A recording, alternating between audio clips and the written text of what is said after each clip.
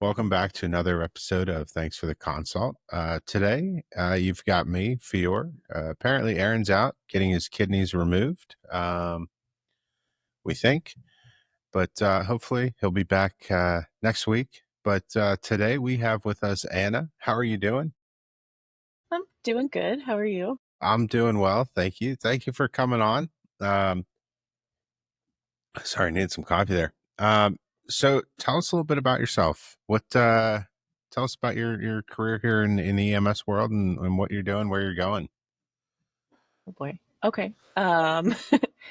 So I've been in EMS, I think 6 years now, which I know is not that long compared to your career, but Call me old. yeah, I'm not calling you old yet, but yeah, I started as an EMT in undergrad in Meadville, and then yeah, very exciting, Mud Tucky as we call it, and Like that, Mud Tucky. yeah, that or Mead Vegas. These are both Yeah, excellent names. Sorry. no, you're good.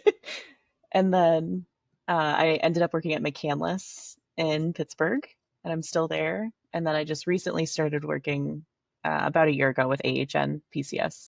Cool. Cool. Um, Yeah, and I understand you are furthering your education at this point too. yeah, yeah. I just started my third year of med school, so that has been very fun to balance all of that. Sounds like, you could probably use a thing or two to add to your schedule. But you're not busy Yeah, enough. Yeah. So yeah, absolutely. um cool. Have you decided what type of medicine you want to do once you finish med school? Yeah, definitely EM. Okay, so you want to stick with Yeah, the emergency world? Perfect, yeah, perfect. I mean, we are the coolest kids out there in the emergency I world. know. So, right on. The biggest question that we ask today for you is, what is your favorite type of IV catheter? I don't Okay, necessarily that's a need a tough. brand, but whatever you got. As long as it's like occlusive, I'm usually fine. I'm very bad at like bloodletting people in the back of the rig. There So you go. yeah, Yeah, it's unfortunate that Aaron's out getting his kidneys replaced this week because he is the exact opposite, and I like to have as many people as I can he prove him wants the wrong. non-occlusive. Yeah, yeah. Says he blows them too frequently with the self-occluding. I don't know. I think he's Just insane. it's got to be better. I don't know. Yeah, I don't know. I mean, from the areas that we work in, some of those back roads and bumpy drives, self-occluding IVs are they're clutch, which I don't get because he works in the middle of nowhere. Yeah, Like he's got like a half of a county uh, to cover, and something like 800 square miles or something. So he certainly has some back roads. But let me ask you this: what drove you to go into medical school and I guess specifically the emergency medicine field? it's fair. Um, I always knew, even like when I was a kid, that I wanted to do something in healthcare. Um, when I was in middle school, my dad used to be a machinist and he got laid off. He worked for Sony, like Okay. making TVs and stuff, and they offered to pay for school as long as it was like a helping career. So he went into nursing, which was a huge shift. And I got to come in and like hang out with him at work a little bit and realized I really liked it. Nice. Um, yeah. And then once I started doing like, I did my first EMT class, I was kind of just hooked into EM. Nice. So Now, were you one of the ones that did like the VOTech EMT class, or you went in your undergrad, you said? it actually wasn't part of undergrad. It was just like a VOTech in Meadville. So Okay. yeah. Cool. Right on. I I've always kind of wondered with when people go while they're in college and it's not part of their um curriculum, like how that works. Because uh EMT paramedic classes are both somewhat demanding, and just like any, I guess, institutional learning, most professors, instructors, what have you, assume this is the only class you're taking ever, so you can devote the entirety of your life to it. So it's impressive being able to get through all that while still being in school, um, learning, like your undergrad and all that stuff, which obviously had to be science based since you're in medical school now. So Yeah. Yeah. a fairly rigorous undergrad, I'd imagine. So, uh, sorry, I apologize. I keep playing with stuff on my desk here because we're in the middle of construction and Oh I no, have tools and things on here and I should have moved them because I just love playing with them. So I'll do my best to leave those alone. Uh, you're fine. so, uh, what you said that kind of seeing your dad in the nursing career kind of got you into the healthcare stuff. I'm guessing your time in EMS probably played a role in your desire to stick with a emergency stuff. What is it that kind of draws you to the emergency side? Um, I don't know. I always tell people it's kind of like a disease. Like you can't get rid of it once you're, Fair. but I don't know. I like that every day is different. I know a lot of people don't like the shift work, but that really works for me. Um, and I just like to be there. Like people are having like the worst time of your life, and you can make it a little bit better, um, Oh yeah. which is which is nice. Even if it's just like a little bit of pain medicine or some Zofran, like or just telling jokes on the way in. Um, I like that you can do things quickly and kind of see a turnaround. Yeah, absolutely. It is. You make a great point. It's awesome to see that patient that's struggling to breathe or what have you, and you give them some medications that really turn that around. And by the time you get to the hospital, yeah, the hospital's like, were they actually having trouble breathing? Like, yeah, they were, but we fixed it. So Yeah, that's an it's awesome. definitely it's a lot different. I just started my internal medicine rotation, and not that I don't love it. Like I'm learning a lot, but these guys can sit and talk about a potassium level for like an hour. And I'm like, can we like consider that this patient is like also on BiPAP and can't breathe and like, like things that need done beforehand. That drives me crazy. Not that it's not important. We love potassium, but I mean, who doesn't love a good banana every now and then? I know. Apparently cantaloupe has a lot of potassium in it. Huh. I'm finding out. I I was would not reading that, have the known. pre-hospitalist page. I see her on No, Instagram, but I think there's a podcast I'll as have to well. check it out. I Yeah. guess someone overdosed on it on cantaloupe. Like just the potassium level was crazy. How much cantaloupe do you have to eat to overdose on cantaloupe? I I need don't. to know. This is wow. We're gonna we're gonna check this out. Okay. How much cantaloupe is too much? I guess the recommended intake is 1.5 to 2 cups a day. It's a lot. There's no real.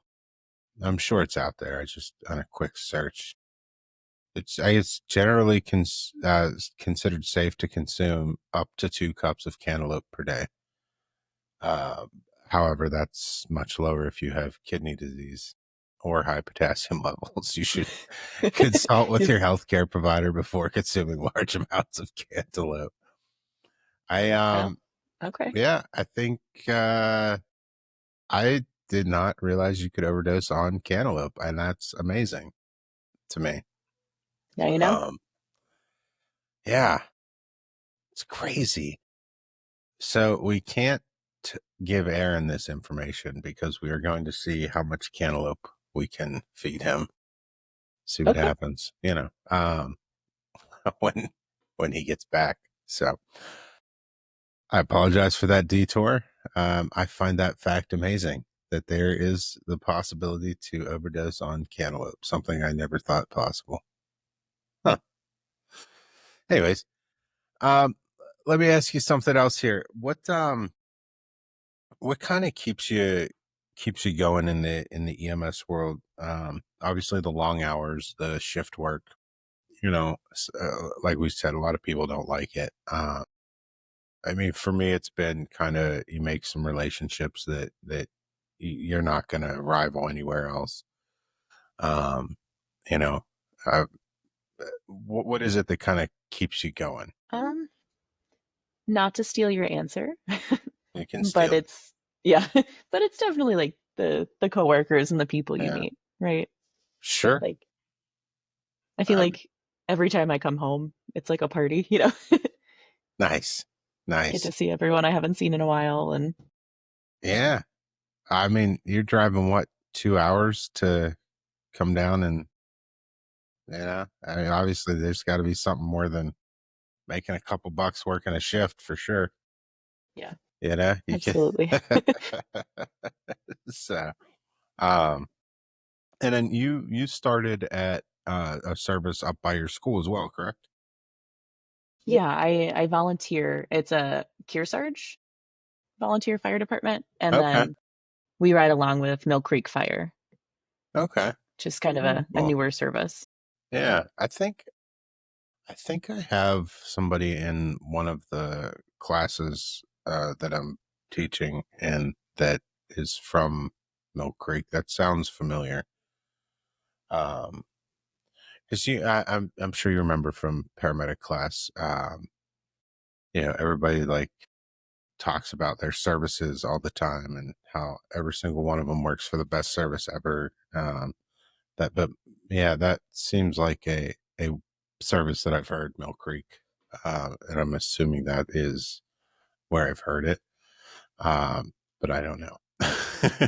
Maybe. Yeah, there's two. There's Mill Creek Paramedic Service, and then there's Mill Creek Fire, and they're separate, which is it's a lot. Yeah, and that nobody thought maybe we should get a different name so we No, they could. just love Mill Creek. I mean, I got to check out this Mill Creek. Apparently, it's an impressive creek. Apparently, if you call it Mill Crick, you get it's not good. No, The because the, what the it's Yinzer does on not site. extend north. Yeah. They don't understand our accent from Nope. down here. Uh, that's crazy, huh? They're not that far away. Like, how have they never heard crick or dan? I think they have. They They just just don't don't like like it. it. Like I don't know. My boyfriend recently came in and he met my dad and he was like astonished at the amount of Yinzer. And I think like Marvin's pretty chill. Yeah, I guess it's shocking at first when you hear it because I don't think that I have a very Yinzer you know accent or euphemisms, but I've met people in different parts of the country. They're like, "Oh, you're from Pittsburgh." I'm like, "No," but yeah, I apparently I carry the Yinzer on me. Jeez. Um, well, let me ask you. When you finish up with your medical school, what is you want to stay in the emergency side? Are you coming back to us here? Or are you gonna be staying up there in the great snowy north? Um, I'm not sure yet. Okay. There's a couple programs that I'm looking at. Um, I'm just kind of starting to get into the where do I want to match and hopefully Yeah. interview process. Um, Obviously Pittsburgh has some great programs, but Erie does too. I would love to see Yeah. that. Yeah. Um, so we'll see. And then they have Yeah. to like you too. Like, Well, have you heard about the match process? I have. Yeah. I would be terrible at it because um, I'm not a super likable guy, Uh, so if that's a requirement, they have to like you too. I'm like, oh Yeah. crap, I'm not, I'm not getting in. Um, but yeah, I've heard about it. I've obviously never been through medical school, so I'm not intimately familiar with the process. But I assume it's basically like that old country song, "Do you love me?" Check yes or no. And like, if you Yeah. both check yes, you can go and work there. Yeah, But pretty much. yeah. Yeah. Yeah, you got it. So right on. I assume it's probably based on some things like your grades and your background. I got to imagine an EMS background going into an emergency medicine match would probably put you further ahead, hopefully. I don't know, Um, but I hope so. I don't eh. I don't know. I don't know how much all that kind of plays in, Yeah, I mean, but I can tell you from, um, and I'm sure you can attest this as well. When you call a hospital to get orders, and um, you can tell that this doc has spent plenty of time in the field, either riding around with EMS or they were a medic before med school, or you're like this doc has no idea what we were working with out here. You know, it's like, well, what are the lab? I have no idea. The blood looks bloody. I can't tell you what the lab values are of it. So I'm just gonna need to go ahead and get that order for that, medicine mm, that I'm requesting. you just want your mag drip. I get it. I do, I do. I mean, I, I love the mag drips. I think they are fantastic. For the bronchospasms, they're amazing. Yeah, That is I one get of it. my favorite because it just like you said earlier, like you take this patient that is like they are struggling to breathe, they're tripoding, and it's like, hey, we're just chilling. Got a little bit of oxygen going through their nose, but we're just chilling, ready to go. It's I don't, you know, it's a good Yeah, time. I hear you. So, um, tell us more about you. What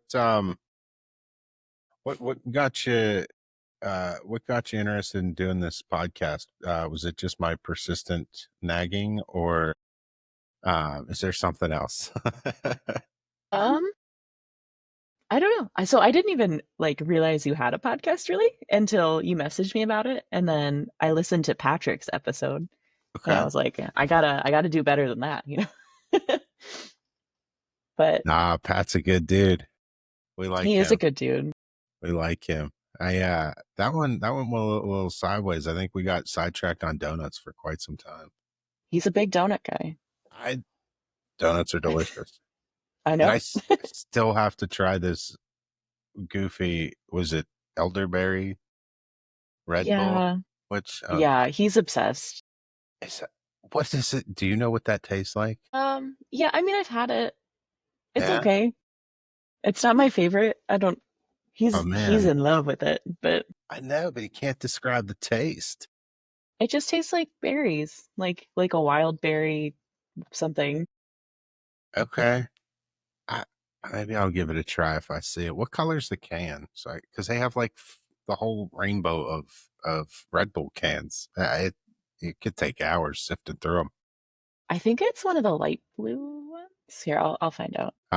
Juneberry Red Bull. Here we go. It's blue. It's blue. Yeah.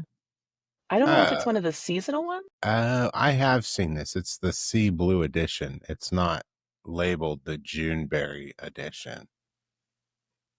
Okay, that makes sense. That's why I couldn't find it. I was looking for the specific words. We're gonna have to call him up and yell at him. Okay. Um, so, um, let me ask you: do you have any advice for any newcomers into the industry, whether they're starting their EMT class, starting their medic class, doing precepting, just got on orders, whatever it might be? Any advice for those people? Boy. Um, I think just be confident in your abilities. I know when I was starting, especially like as a new medic, I was just terrified of everything. And I was like, I just have to keep myself calm and try to like manage the situation. And I called Dave all the time because 955 was new, right? Like, Yeah, and I was absolutely. like, as long as he's standing over me, like I can figure this out. And I Yeah, guess just stay calm and know that you kind of know what you're doing. And if you need some help, you can always ask for it. Like you're not absolutely. totally alone. Yeah, now being in that position on the response trucks, um, do you find yourself in the same position where it's like I'm just here for moral support, you know? Uh, Yeah. I've had a couple where it's like, hey, this is the first time I've ever had to do this procedure. I just wanted somebody here. All right, cool. I'll watch. I'll let you know if you're gonna kill them. But Right. and yeah, 9 times out of 10, they're doing fine. You didn't need me here. So, I but know. uh, but yeah, that confidence thing. Yeah, if you don't have confidence, man, that'll kill you in this industry. You gotta trust what you know, and it's which I can see being hard because I'm sure we can all name a handful of medics that were shocked they're able to dress themselves in the morning, much less treat patients. Mhm. Um, where we think they maybe shouldn't be allowed to treat patients. But yeah, you gotta have that confidence, and rely on your training, your education, and go forth and make people better. So, but I'm assuming you're probably a big fan of continued education, then, seeing as you have continued your education. Yeah. Yeah, absolutely. I Yeah, know I know a lot of people use EMS as kind of a stepping stone and don't really put a lot into it. Um, but I think that more than any like degree that I've done or other class, EMS has taught me way more about how to be a good physician than anything else. yeah. I mean, it's so I get that it is a good stepping stone, like you said, to some higher level provider courses. Uh, I mean, how many young physicians come out and they don't know how to talk to a patient? Like, uh, you know, something as simple as that, like, is something we do all day, every day. I don't even think about it. Like, we just walk in, what's going on? Why are we here? It's but I've seen a lot of new residents be very afraid to go actually talk to the patients. And it's like, well, you're gonna have to if you want to figure out what's wrong with them. Right. Well, So I guess talking to patients and also just having like recognition of who's critical and who's not. yeah, Like we can walk into a room and be like, "Uh-oh, you know, like we need to go. We need to go now." And I think that takes just time and seeing patients and trend oh yeah, recognition to, absolutely. yeah, that I a lot of people are missing. and I'm sure you're now at the point where if you walked into a room, with 10 patients, you could immediately identify like, oh, this one we need to take care of. This one probably wait a while. You know what I mean? You can really just pick them out instantly based on how they look. Um, which again is something that seems pretty important, especially in emergency medicine, because you've got a waiting room full of 1,000 people, and EMS keeps bringing them in, and being able to figure out quickly who needs treated immediately and who needs who's going to have to wait a little bit, unfortunately. Um, yeah, but yeah, I think it's awesome when people when they come into EMS with the mindset of this is just a roadblock until my next stop. I don't think they get much out of it. But I really think that the folks that come into EMS and they either that's the springboard into like emergency medicine or what have you, or they take full advantage of like, hey, this is a great place to learn um, some stuff that's going to help me down the road. I think that's a great thing to do. But yeah, um, but I'd say you're the atypical um, med, emergency medicine paramedic, in my opinion. 'Cause, most of the most of the paramedics that I've seen that are like, I'm going to med school, fall into they're brilliant, but you put the human being in front of them and they lock up. Whereas you seem to be able to treat your patients and you're smart. Well, thanks. So, uh, yeah, but, excuse me. So that's a good thing. Yeah, I think so too. I just had some good mentors. Yeah, I mean the one you mentioned, he's a great mentor. I've known him for 22 years, I think, at this point. He's always he's always on the ball. Uh, we still call each other pretty much every day. Hey, I had this goofy patient. What do you think? And he's always like, I don't know. Did you get to the hospital? Yeah. I mean, honestly, he has a great way of bringing people back from that edge where it's yeah, it's like, I think I messed it up. Did they live? Yeah. Did you make them worse? No. Did you make them better at all? Well, yeah. Then I think you did an all right job. You know, which is important when you have a young new provider to, like you said, instill that confidence in them. So, um, so you love the EMS stuff. Have you done any precepting yet for new paramedic students or anything? Yeah. How's that experience been for you? You like doing the precepting, or is it more of a chore? No, I like it. As Yeah. long as the student is interested and like wants to learn, I think it's really fun. Yeah, I get I agree with you. yeah. Yeah, absolutely. Absolutely. I can never understand the students that come to precept and they would sit there and it's like, hey, this call's coming in. It's like, it doesn't sound like it's gonna be that good. I'm not gonna go. Okay. Well, um, I don't know what you think that this is, but not every call is a call that you're gonna see on the news. You're gonna have some mundane calls here and there in EMS. So Right. Yeah, grandma's be falling. And right? yeah. They really Yeah. do. And it's yeah, it's I don't know.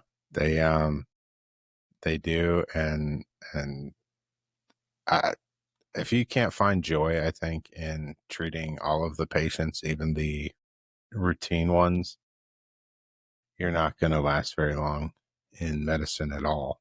No matter which field of it you go into, whether it's emergency or family practice or ortho or even surgery, like the surgeons, not all of their job is cutting people open. They take care of, the before and after, right?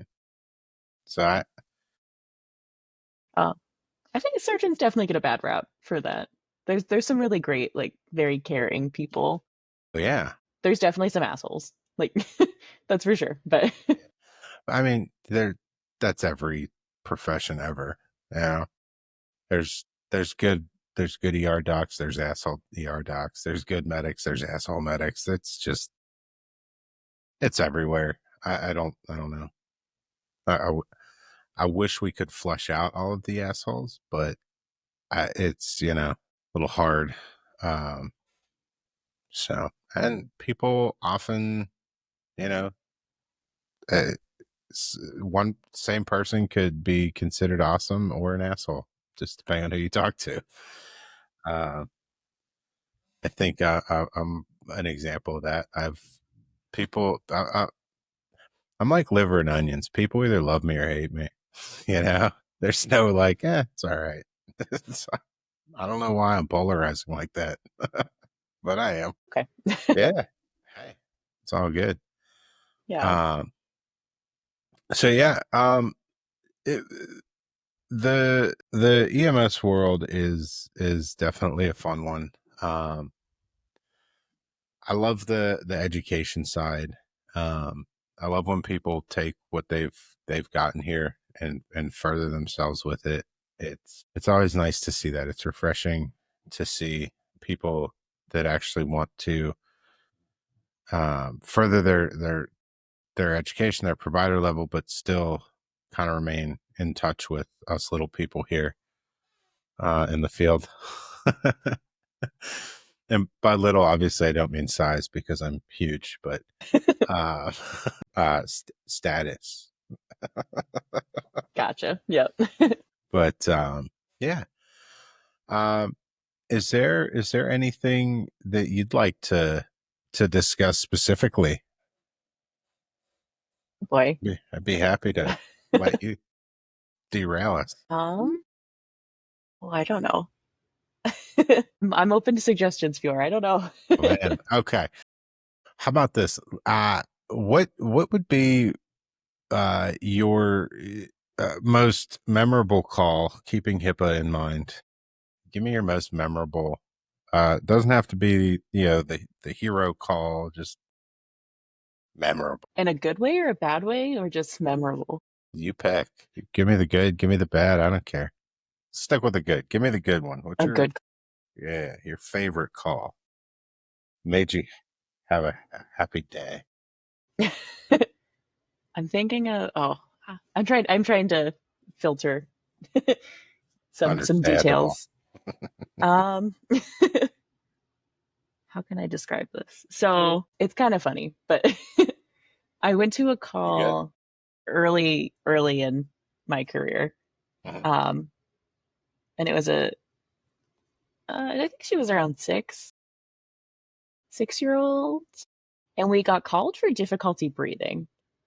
Um, but when we actually got there, she was fine. She was just handcuffed to a bed. A 6 year old? Yeah, I guess she got into mom and dad's stash, but we ended up having to to cut her out of it, and we ended up, obviously it was a lot of tears and yelling, but afterwards, like, she came back to the station and got to see everything that was going on and kind of Yeah, formed a relationship ongoing. Like, she developed like an interest in yeah. fire and EMS. So that was pretty cool. I think about that one a lot. That's amazing. Yeah. I hope that this person becomes an EMT, and that just is like, so what got you into this? Oh, well, I found my parents, naughty time handcuffs, and Yeah. locked or handcuffed myself to the bed, and you know, Yeah. I know. It's a good origin story. But right? That's an amazing origin story. I mean, you yeah. know, I can't think of a better one, honestly. Um, but they have to go into EMS now. Like they have to. There's just Yeah. no There's no other option. none. Yeah. Yeah. Um, that's it's amazing. For sure. Um, I It's incredible. That is incredible. I've never had you know the kids get into that type of stuff. I've had plenty of overdoses where like that stuff is just out. Um, Yeah. because I don't apparently whenever you decide you're gonna take enough opioids to overdose, you need to take your clothes off. I don't know. Just seems that most of them are naked Yeah. or doing the Winnie the Pooh, like they got a shirt on Yeah. and that's it. It's like, oh. That's accurate. But I had one where, you know, I was backing up another crew. They gave Narcan, or the cops gave Narcan, somebody gave Narcan, I don't know. And as I'm walking in the door, the guy's like waking up and they're like, oh, hey, we gave you Narcan. What did you take and how much? So we can figure out, like, are you going to be unconscious again very shortly, or, you know, oh, I didn't take anything. And, and I'm like, well, see, the thing is that specific medication really only works on some very specific things. And he's like, I didn't. I said, well, if that's the case, truly the case, we should definitely take you to the hospital because something else is really wrong with you. He's like, I guess I need to go. I'm like, okay. So we're getting him ready, and the cop is like, hey, you need anything? Your pants, wallet, that big butt plug laying over there? I'm like, oh my God. Oh no. Yeah, this thing was like, I don't know. It seemed big. I Looking at it, it was a frightening size in my opinion. And it had like a giant like rhinestone on it. I was like, huh, that's interesting. So You. yeah, uh, some people leave their toys around. You know, Yeah, you I, never I know what you're gonna see. yeah, I guess there's some merit to that. Make sure you wear clean underwear in case you run into the paramedics and they have to cut your clothes off.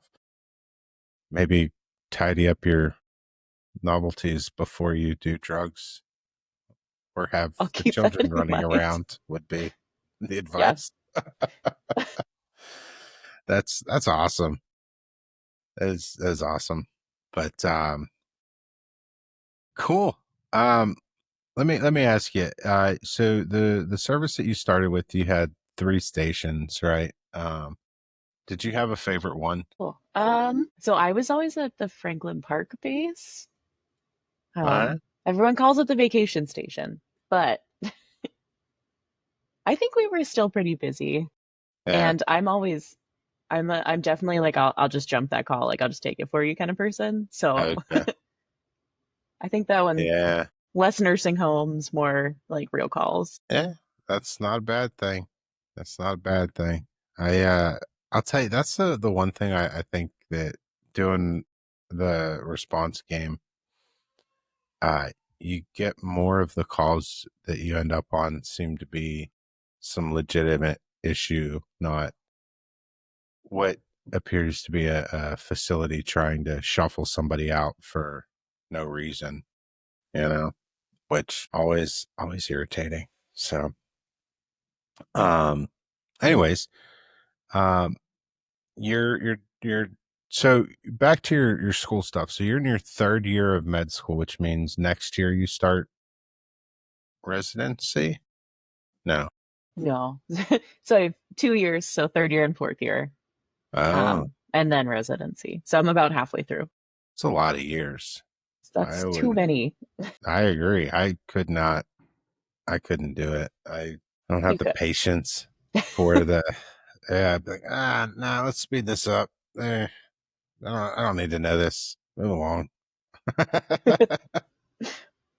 Yeah, there's Eh, it's a lot.